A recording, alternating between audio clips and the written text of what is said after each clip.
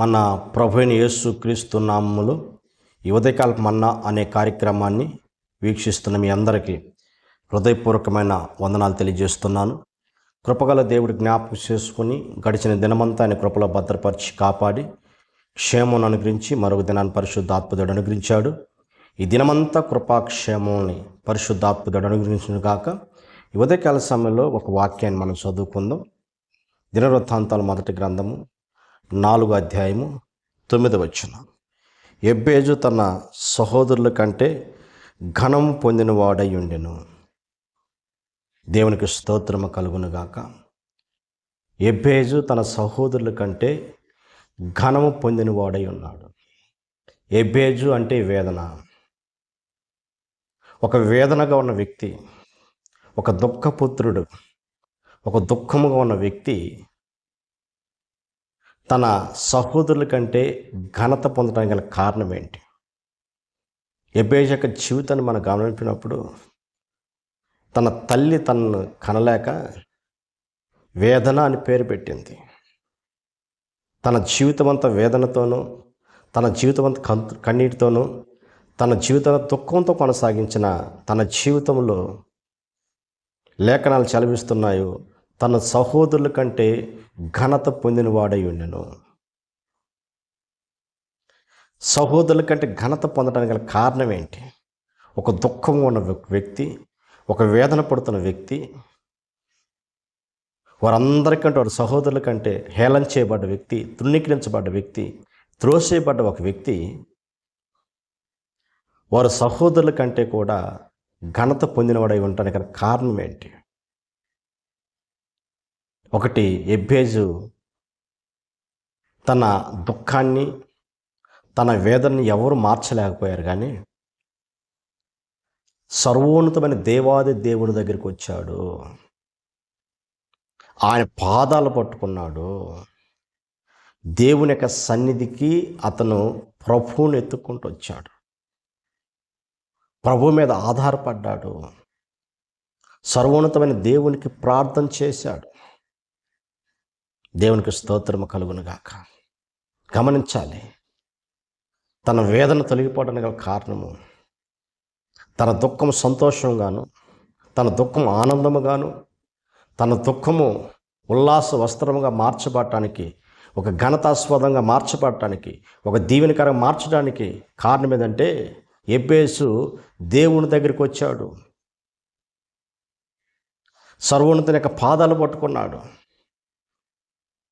అయ్యా, నా వేదన తొలగించమని ఆయన సన్నిధిలో పెట్టిన ఆ ప్రార్థన ప్రభు ఆలకించి ఎబ్బేజును తన సహోదరుల కంటే ఘనత పొందాడు. అంతేకాదు, దేవుని వద్దకు రావటమే కాకుండా వచ్చిన తను ఏం కలిగి ఉన్నాడంటే గొప్ప విశ్వాసం కలిగి ఉన్నాడు. నా జీవితాన్ని, దుఃఖాన్ని మార్చగల దేవుడు, వేదన మార్చగల దేవుడు అని ప్రభువుతో అంటున్నాడు కదా.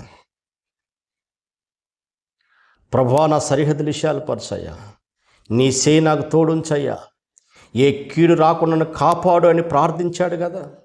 అంటే అతని యొక్క ప్రార్థన ఎటువంటి ప్రార్థన అంటే విశ్వాస సహితమైన ప్రార్థన.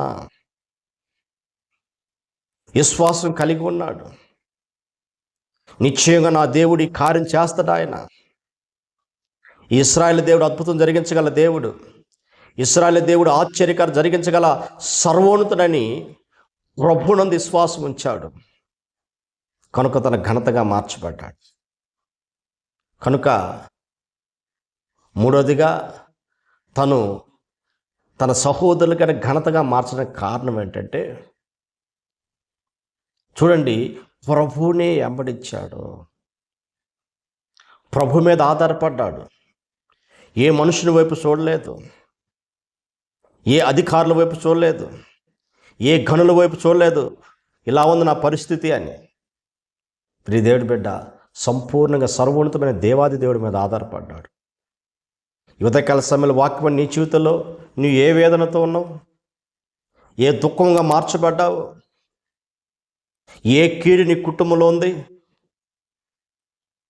ఏ సమస్యలు నీ జీవితాన్ని వెంటాడుతున్నాయి, నిన్నెంటాడుతున్న అనారోగ్యాన్ని బట్టి నువ్వు దుఃఖిస్తున్నావా? ఎంటాడుతున్న ఆర్థిక సమస్యలు బట్టి, గర్భఫలం లేక, నిరుద్యోగ సమస్యను బట్టి, వ్యాపారాలు నష్టం జరిగి అన్నీ కోల్పోయి పోగొట్టుకొని దుఃఖంతో ఉన్నవా? వేదన చెందుతున్నవా? అయ్యో దీంట్లో నుంచి ఇంక నేను బయటికి రాలేను అని నీ జీవితంలో కృంగిపోయిన స్థితిలో చేతగాని వ్యక్తి నిలబడి ఉంటే, ఇదిగో సర్వోన్నతమైన దేవాది దేవుడి దగ్గర రా. నువ్వు ఎలాంటి సమస్యలు పడుతున్నా, ఎటువంటి సమస్యలు చిక్కుకొని నువ్వు బయటికి రాక వేదన పడుతూ అన్నిటి మధ్య కృంగి నీ జీవితాన్ని, పాడైపోయిన నీ జీవితాన్ని, పతనమైన జీవితాన్ని మార్చగల సర్వోన్నతమైన ఎవరైనా ఉన్నాడు అంటే నా ప్రభువైన యేసుక్రీస్తు. సర్వోన్నతమైన దేవాది దేవుడి వైపు చూసాడే బేజు ఘనతగా మార్చబడ్డాడు. తన సహోదరులు ఆశ్చర్యపడినట్టుగా ఆశ్చర్యకరం జరిగించాడు.